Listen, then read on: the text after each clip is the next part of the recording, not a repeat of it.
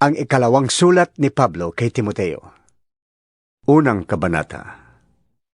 Mula kay Pablo na niloob ng Diyos na maging apostol ni Kristo Jesus upang mangaral tungkol sa buhay na ipinangakong makakamta natin sa pamamagitan ng pakikipag-isa kay Kristo Jesus. Kay Timoteo na minamahal kong anak, sumayo nawa ang pagpapala, habag at kapayapaang mula sa Diyos Ama at kay Kristo Jesus na ating Panginoon. Nagpapasalamat ako sa Diyos na aking pinaglilingkuran ng tapat, gaya ng ginawa ng aking mga ninuno.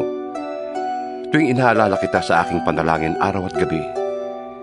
Sabik na akong makita ka upang malubos ang aking kagalakan.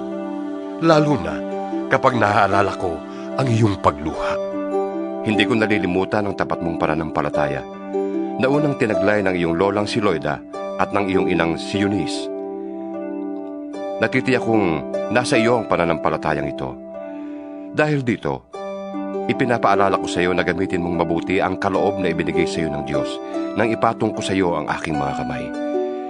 Sapagkat ang espiritong ibinigay sa atin ng Diyos ay hindi espiritu ng kahinaan ng loob, kundi espiritu ng kapangyarihan, pag-ibig at pagpipigil sa sarili.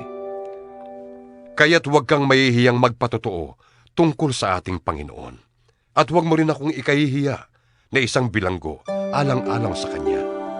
Sa halip, makihati ka sa pagtitiis para sa magandang balita. Umasa ka sa kapangyarihan ng Diyos na nagligtas at tumawag sa atin upang tayo'y maging bayan niya. Ginawa niya ito hindi dahil sa anumang nagawa natin, kundi ayon sa Kanyang layunin at kagandahang loob. Ito'y ibinigay na niya sa atin sa pasimula pa, sa pamamagitan ni Kristo Jesus. Ngunit ito'y nahayag na ngayon, nang dumating si Kristo Jesus na ating tagapagligtas. Winakasan niya ang kapangyarihan ng kamatayan at inihayag ang buhay na walang hanggan sa pamamagitan ng magandang balita. Dahil sa magandang balitang ito, ako'y ginawang tagapagbalita, apostol at guro. At iyan ang dahilan kaya ako nagdurusa ng ganito. Ngunit, hindi ako nahihiya, sapagkat lubos kong nakikilala ang aking pinapanaligan at natitiyak kong maiingatan niya hanggang sa wakas ang ipinagkatiwala ko sa Kanya. Gawin mong batayan ang mabubuting aral na itinuro ko sa iyo, at manatili ka sa pananampalataya at sa pag-ibig na tinanggap natin sa pamamagitan ng ating pakikipag-isa kay Kristo Jesus. Sa tulong ng Espiritu Santo na nasa atin, ingatan mo ang lahat ng ipinagkatiwala sa iyo.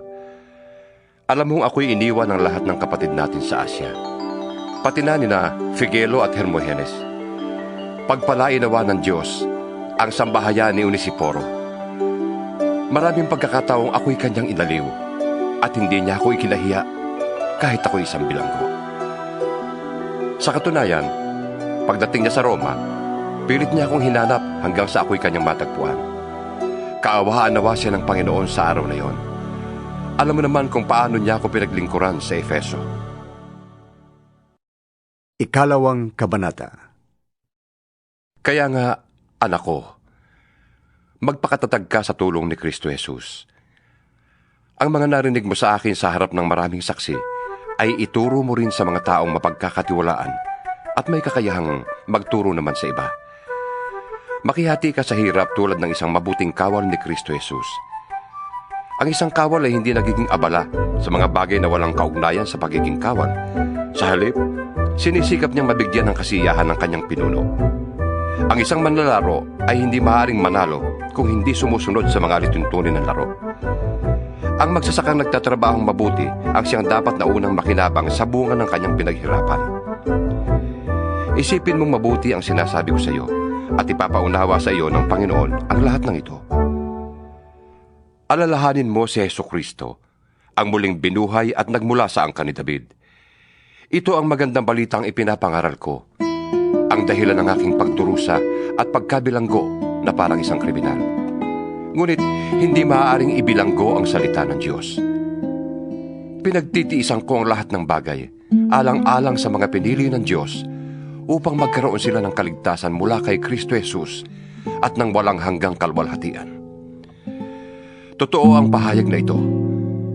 Kung tayo'y namatay na kasama ni Jesucristo, mabubuhay din tayong kasama niya. Kung tayo'y nagtitiis ng hirap sa mundong ito, maghahari din tayong kapiling niya. Kapag siya'y ating ikinahiya, ikakahiya rin niya tayo. Kung tayo man ay hindi tapat, siya'y nananatiling tapat pa rin sapagkat hindi niya maaaring itakwil ang kanyang sarili. Ipaalala mo sa kanila ang mga bagay na ito at pagbilinan mo sila sa ngalan ng Diyos na iwasan nila ang mga pagtatalong walang kabuluhan at walang ibinubungang mabuti. Sa halip, ay nagpapahamak lamang sa mga nakikinig. Sikapin mong maging kalugod-lugod sa paningin ng Diyos. Isang manggagawang walang dapat ikahiya at tapat na nagtuturo ng katotohanan. Iwasan mo ang mga usapang malalaswa at walang kabuluhan, sapagkat ang mga iyan ang nagiging dahilan ng paglayo ng mga tao sa Diyos. Ang mga turo nila'y parang kanser na kumakalat sa katawan. Kabilang sa mga taong ito ay sina Himeneo at Fileto.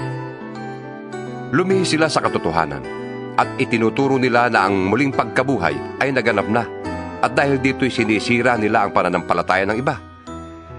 Ngunit matibay ang pundasyong itinatag ng Diyos at doon nakatatag. Nakikilala ng Panginoon kung sino-sino ang tunay na Kanya at ang bawat nagsasabing siya'y sa Panginoon ay dapat lumayo sa kasamaan. Sa isang malaking bahay ay may iba't ibang uri ng kasangkapan. Mayari sa ginto o pilak at meron namang yari sa kahoy o putik. May ginagamit para sa mga tanging okasyon at meron namang pang-araw-araw. Ang sino mang lumalayo sa kasamaan ay katulad na sisidlang natatangi. Malinis at karapat-dapat gamitin ng may-ari para sa lahat ng mabuting gawain. Kaya nga, iwasan mo ang masasamang nasa ng kabataan. Pagsikapan mong maging matuwid, tapat, mapagmahal, at mapayapa, kasama ng mga taong may pusong malinis at tumatawag sa Panginoon. Iwasan mo ang mga walang kabuluhang pakikipagtalo, sapagkat alam mo namang nauuwi lamang yan sa mga pag-aaway. Ang lingkod ng Diyos ay hindi dapat makipag-away. Sa halip ay dapat siyang maging mabuti sa pakikitungo sa lahat. Mahusay magturo at matyaga. Mahinahon niyang itinutuwid ang mga sumasalungat sa Kanya. Baka sakaling marapatin ng Diyos na sila'y magsisi dahil sa pagkakilala sa katotohanan. At maliliwanagan ang kanilang isip at makakawala sila sa bitag ng dyablo na bumihag at umalipin sa kanila. Ikatlong kabanata. Dapat mong malaman na sa mga huling araw ay magkakaroon ng mga kahirapan. Ang mga tao'y magiging makasarili, sakim sa salapi, palalo, mapagmataas, mapagsamantala, suwail sa magulang, walang utang na loob at lapastangan sa Diyos. Sila'y magiging malupit, walang habag, mapanirang puri, marahas, mapusok at namumuhi sa mabuti. Sila'y magiging mga taksil, pabaya, mayabang, mahilig sa kalayawan at walang pagtingin sa Diyos. Sila'y magkukunwaring makadiyos, ngunit hindi naman nakikita ang kapangyarihan nito sa kanilang pamumuhay. Iwasan mo ang ganyang uri ng mga tao. May ilan sa kanila nagagamit ng panlilinlang upang makapasok sa bahay ng mga babaeng hangal. Ang mga babaeng ito'y pinapahirapan ng kanilang mga kasalanan at inaalipin ng sari-saring pagnanasa. Lahat na iibig matutuhan ng mga babaeng ito, ngunit kailan may di sila nakakaunawa. At tulad ni Hanes at Jambres na sumalungat kay Moises, sila ay sumasulungat din sa katotohanan. Wala silang iniisip na kabutihan at hindi tunay ang kanilang pananampalataya. Ngunit hindi magpapatuloy ang kanilang kasamaan, sapagkat makikita ng lahat ang kanilang kahangalan, gaya ng nangyari kina Hanes at Jambres. Ngunit sinunod mo ang aking itinuro sa iyo, ang aking ugali at layunin sa buhay. Tinularan mo ang aking pananampalataya, pagtityaga, pag-ibig at katapatan. Nasaksihan mo ang mga pag-uusig at paghihirap na dinanas ko sa Antioquia, Iconio at Listra. Napakahirap ng dinanas ko, ngunit sa lahat ng iyon ay iniligtas ako ng Panginoon. Gayon din naman, ang lahat na nagnanais mamuhay ng matuwid bilang tagasunod ni Kristo Jesus ay daranas ng mga pag-uusig.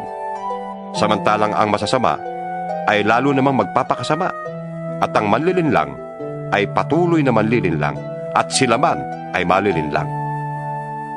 Ngunit ikaw, magpatuloy ka sa mga turong natutuhan mo at matibay mong pinaniwalaan. Yamang kilala mo ang mga nagturo nito sa iyo. Mula pa sa pagkabata ay alam mong ang banal na kasulatan ay nagtuturo ng daan ng kaligtasan sa pamamagitan ng pananampalataya kay Kristo Jesus. Ang lahat ng kasulatan ay kinasihan ng Diyos at nagagamit sa pagtuturo ng katotohanan at sa pagtatama sa maling turo, sa pagtutuwid sa likong gawain at sa pagsasanay sa matuwid na pamumuhay. Dahil dito, ang lingkod ng Diyos ay magiging handa sa lahat ng mabubuting gawain. Ika-4 na kabanata. Sa harap ng Diyos at ni Kristo Jesus na darating bilang hari at hahatol sa mga buhay at sa mga patay, inaatasan kitang ipangaral mo ang salita ng Diyos. Pagsikapan mo yan napapanahon man o hindi. Himukin mo at pagsabihan ng mga tao at palakasin ang kanilang loob sa pamamagitan ng matyagang pagtuturo. Sapagkat darating ang panahong hindi na sila makikinig sa wastong turo. Sa halip, susundin nila ang kanilang hilig.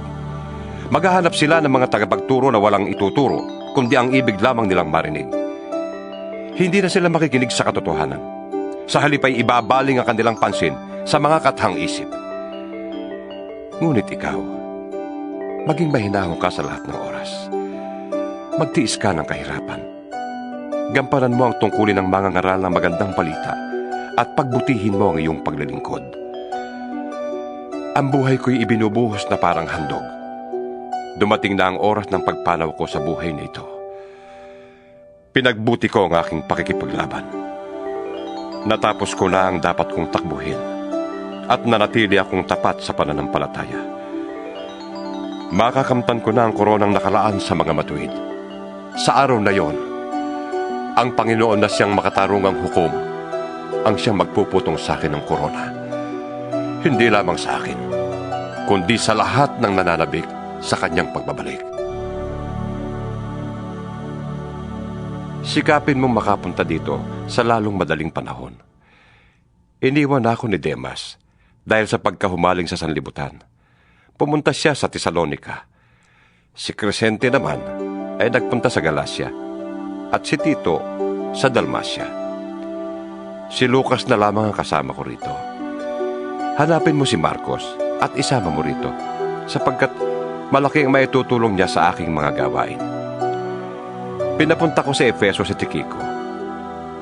Pagpunta mo dito, dalhin mo ang aking balabal na iniwan ko sa Troas sa bahay ni Carpo. Dalhin mo rin ang mga aklat ko, lalo na yung mga yari sa balat. Napakasama ng ginawa sa akin ni Alejandrong Panday Tanso. Ang Panginoon ang magpaparusa sa kanya ayon sa kanyang ginawa. Mag-iingat ka sa kanya, sapagkat tutol na tutol siya sa ipinapangaral natin. Sa unang pagharap ko sa hukuman, ay walang sumama sa akin. Pinabayaan nila akong mag-isa. Patawarin nawa sila ng Diyos. Ngunit sinamahan ako ng Panginoon at binigyan ng lakas upang makapangaral ng lubusan sa lahat ng hintil. At ako'y naligtas sa tiyak na kamatayan. Ang Panginoon ang magliligtas sa akin sa lahat ng kasamaan. At siya rin ang maghahatid sa akin ng ligtas sa kanyang kaharian sa langit. Purihin nawa siya magpakailanman. Amen. Ikumusta mo ko sa mag-asawang Priscilla at Aquila at sa pamilya ni Onesiforo. Nagpaiwan sa Corinto si Erasto. Si Tropimo na may iniwan ko sa Mileto dahil may sakit siya. Pilitin mong makapunta dito bago magtaglamig. Kinukumusta ka ni na Eubolo, Pudente, Lino, Claudia at lahat ng mga kapatid. Naway sumaiyo ang Panginoon at pagpalain ka ng Diyos.